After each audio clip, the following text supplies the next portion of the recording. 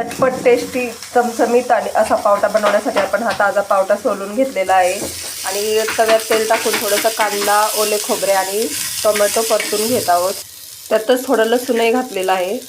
ते चांगले परतले की पाणी टाकून मिक्सरला बारीक करून घ्यायचे.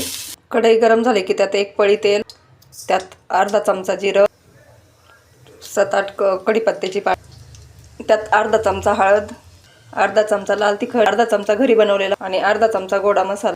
त्यात हा आपण मिक्सरला बारीक केलेला मसाला घातलाय. चांगला परतून घ्यायचा. 5 मिनिटं मसाला परतल्यावर त्यात चवीनुसार धुवून घेतलेली कोथिंबीर आणि धुवून घेतलेला पावटा मसाल्यात चांगले 2 मिनिटं परतून त्यात पाणी घालून घ्यायचे आणि एक उकळी आली की झाकण ठेवून 20 मिनिटं शिजून घ्यायची.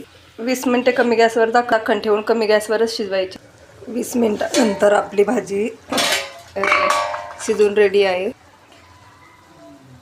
पावटा भाजी कशी झाली ते नक्की सांगा. धन्यवाद.